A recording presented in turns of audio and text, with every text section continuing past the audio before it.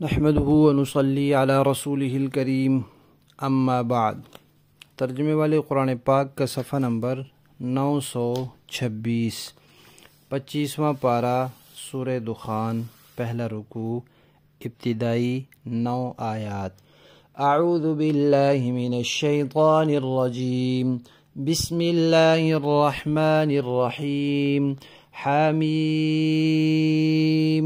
والکتاب المبین، إنا أنزلناه في ليلة مباركة إنا كنا منذرين فيها يفرق كل أمر حكيم أمرا من عندنا إنا كنا مرسلين رحمة من ربك إنه هو السميع العليم رب السماوات والأرض وما بينهما إن كنتم موقنين لا إله إلا هو يحيي ويميت ربكم ورب آبائكم الأولين بل هم في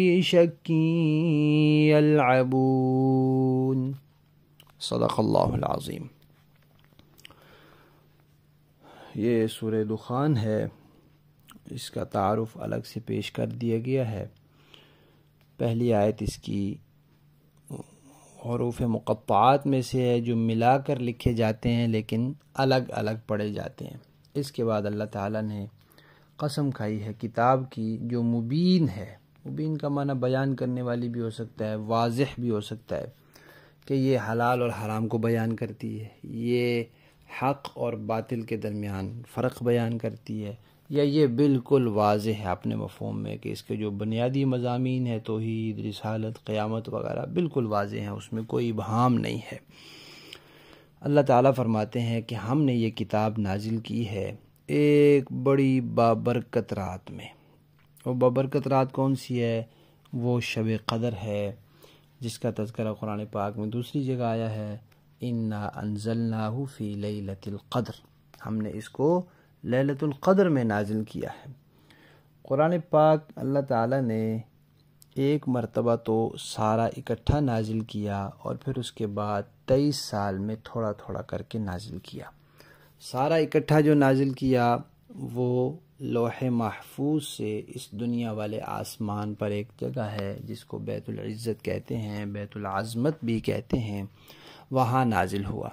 پھر وہاں سے تھوڑا تھوڑا ضرورت کے مطابق، حالات کے ماحول کے مطابق نبی پاک صلی اللہ علیہ وسلم کے قلب اطہر پر نازل ہوا۔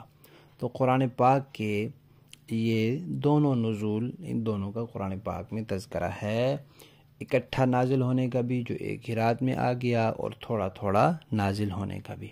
اس لیے کہا جاتا ہے کہ قرآن پاک پر ایمان لانے کے لیے ضروری ہے کہ ان تمام ذرائع پر ایمان لایا جائے جن کے واسطے سے ہم تک قرآن پہنچا ہے۔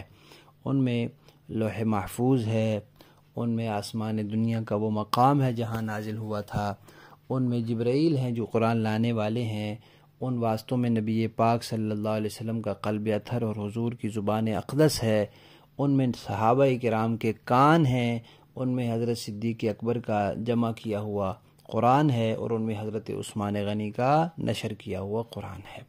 ان سارے واسطوں پر اگر پورا کامل یقین و ایمان ہے تو پھر قرآن پر ایمان ہو سکتا ہے۔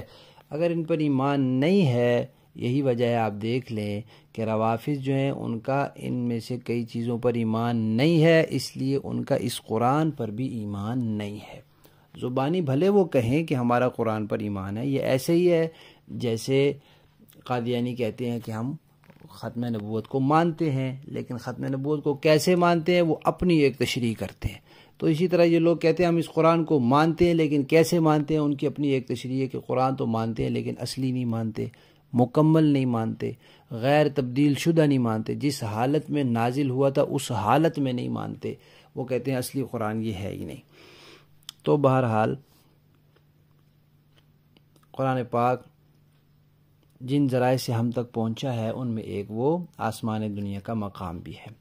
اللہ تعالیٰ فرماتے ہیں کہ ہم ڈرانے والے ہیں، ہم آگاہ کرنے والے ہیں لوگوں کو، اور آگاہ کرنے کے لیے پھر ہم نے یہ سلسلہ رکھا ہے کہ ہم نبیوں کو بھیجیں، ہم کتابیں بھیجیں تاکہ لوگوں کو خبردار کرتے رہیں، تاکہ ان کو پتہ چلے کہ ان کو کیوں پیدا کیا گیا ہے اور آگے مستقبل میں ان کے ساتھ کیا ہونا ہے، انجام کیا ہونا ہے، کس طرح کے کاموں کا کیا انجام ہونا ہے۔ پھر اللہ تعالیٰ نے فرمایا کہ وہ جو رات ہوتی ہے اس رات میں ہماری طرف سے ہر قسم کے جو حکمت والے معاملات ہوتے ہیں وہ طے کر لیے جاتے ہیں، اور یہ روایات میں آتا ہے کہ اللہ تعالیٰ اس دن فیصلے کر لیتے ہیں، کیونکہ اللہ تعالیٰ نے کام فرشتوں کے کچھ حوالے کر رکھے ہیں، تو اس رات میں اللہ تعالیٰ فرشتوں کے کام حوالے کر دیتے ہیں کہ اس سال میں اس بندے کی روح نکالنی ہے، فلاں فلاں روحیں ان کے جسموں میں ڈالنی ہیں، یعنی جو نئے پیدا ہونے والے ہیں، اور اتنی روزی اس بندے کی دینی ہے۔ جو فرشتوں کے متعلقہ معاملات ہوتے ہیں وہ اللہ تعالیٰ ان کے حوالے کر دیتے ہیں۔ پھر یہ بتایا ہے کہ یہ سارے معاملات ہماری طرف سے ہوتے ہیں، کیونکہ رسول ہم بھیجتے ہیں، نبی بنا کے ہم بھیجتے ہیں، تو لوگوں کے خالق ہم ہیں، مالک ہم ہیں، تو لوگوں کے فیصلے بھی ہم کرتے ہیں، اور کسی کو نبی بنانا ہوتا ہے تو وہ بھی ہماری طرف سے ہوتا ہے، ہم بھیجتے ہیں، اور نبی بنا کر بھیجنا یہ ہماری رحمت ہے، یہ اللہ کی رحمت ہے۔ رسالت اللہ کی رحمت ہے، قرآن پاک میں آتا ہے نا وَمَا أَرْسَلْنَاكَ إِلَّا رَحْمَةً لِّلْعَالَمِينَ، تو نبی جو ہوتا ہے وہ رحمت ہوتا ہے، رسول جو ہوتا ہے وہ لوگوں کے لیے اللہ کی رحمت ہوتا ہے۔ پھر اللہ تعالیٰ کی دو صفات کا تذکرہ آیا ہے کہ اللہ تعالیٰ سننے والے ہیں اور جاننے والے ہیں، سب کچھ سنتے ہیں، ہر چیز کو جانتے ہیں، لہذا لوگ چکنے اور ہوشیار رہیں، کوئی چیز اللہ تعالیٰ کی نظروں سے پوشیدہ نہیں رہ سکتی۔ اور یہ فرمایا کہ بھئی دیکھو اللہ تعالیٰ آسمانوں کے بھی پروردگار ہیں، زمین کے بھی، اور جو کچھ ان کے درمیان ہے۔ اگر تم کسی بات پر یقین کرتے ہو، تمہارا کسی بات پر یقین ہو سکتا ہے، تو سب سے اعلیٰ بات جس پر یقین ہونا چاہیے وہ یہی ہے کہ اللہ تعالیٰ وحدہ لا شریک ہے، ان کے علاوہ کوئی معبود نہیں۔ اس کائنات میں اس سے بڑھ کر یقین کرنے کی بات کوئی نہیں ہے، سب سے بڑھ کر یقین کرنے کی بات یہی ہے کہ اللہ ہی معبود ہیں، ان کے علاوہ کوئی معبود نہیں۔ کیوں؟ اس لیے کہ آسمان و زمین کے خالق، مالک، پروردگار وہی ہیں، اور زندگی موت اللہ کے ہاتھ میں ہے، تمہارے بھی، تمہارے پچھلے باپ دادوں کے رب بھی وہی ہیں۔ تو جب رب وہی ہیں، زندگی موت ان کے ہاتھ میں ہے، آسمان و زمین کے پروردگار وہی ہیں، تو پھر ان کے علاوہ کوئی اور معبود بھی نہیں ہو سکتا۔ لیکن اللہ تعالیٰ فرماتے ہیں کہ یہ لوگ شک میں پڑے ہوئے ہیں، مانتے جو نہیں آخرت کو، اللہ کی توحید کو، تو شک میں پڑے ہوئے ہیں اور اپنے انجام سے بے پرواہ ہو کر کھیل میں لگے ہوئے ہیں۔ تو جب کھیل میں لگے ہوئے ہیں تو پھر کھیل کا انجام بھی یہ لوگ دیکھ لیں گے۔ لفظی معنی دیکھیے، حامیم والکتاب، قسم ہے کتاب کی، المبین، واضح، انا بے شک ہم نے انزلناہ نازل کیا اس کو، فی لیلتن ایک رات میں، مبارکتن برکت والی، انا بے شک ہم کننا ہیں منذرین آگاہ کرنے والے، ڈرانے والے، فیہا اس رات میں یفرق فیصلہ کیا جاتا ہے، کل امر ہر امر کا، حکیم جو حکمت والا ہے، امرن جو حکم ہو جاتا ہے، من عندنا ہماری طرف سے، انا کننا بے شک ہم ہیں، مرسلین بھیجنے والے، یعنی رسولوں کو بھیجنے والے ہم ہیں، رسول خود ہی نہیں آ جاتے، ہماری طرف سے آتے ہیں۔ رحمتن یہ رحمت ہے، من ربک تمہارے رب کی طرف سے، انہو بے شک وہ ہوا وہی، السمیع بہت سننے والا ہے، العلیم خوب جاننے والا ہے۔ رب پروردگار ہے، السماوات آسمانوں کا، والارض زمین کا، وما بینہما جو کچھ ان کے درمیان ہے اس کا بھی، ان کنتم اگر تم ہو موقنین یقین کرنے والے تو اسی بات پہ یقین کرو، لا الہ نہیں ہے کوئی معبود الا مگر ہوا وہی، یحیی جو زندہ کرتا ہے، یمیت اور موت دیتا ہے، ربکم تمہارا پروردگار ہے، وربو آبائکم تمہارے باپ دادوں کا پروردگار ہے، الاولین جو پہلے گزر گئے، بل ہم لیکن وہ لوگ فی شکن شک میں ہیں، یلعبون کھیل کود میں مصروف ہیں، آخرت سے بے پرواہ ہیں۔ با محاورہ دیکھیں جی، حامیم والکتاب المبین. حامیم، قسم ہے اس کتاب کی جو حق کو واضح کرنے والی ہے. اِنَّا أَنزَلْنَاهُ فِي لَيْلَةٍ مُبَارَكَةٍ إِنَّا كُنَّا مُنذِرِينَ، کہ ہم نے اس کتاب کو ایک مبارک رات میں اتارا ہے کیونکہ ہم لوگوں کو خبردار کرنے والے تھے. فِيهَا يُفْرَقُ كُلُّ أَمْرٍ حَكِيمٍ، اسی رات میں ہر حکیمانہ معاملہ طے کیا جاتا ہے. امرا من عندنا، ہمارے حکم سے. اِنَّا كُنَّا مُرْسِلِينَ رَحْمَةً مِّن رَبِّكَ، نیز ہم پیغمبر بھیجنے والے تھے تاکہ تمہارے رب کی طرف سے رحمت کا معاملہ ہو.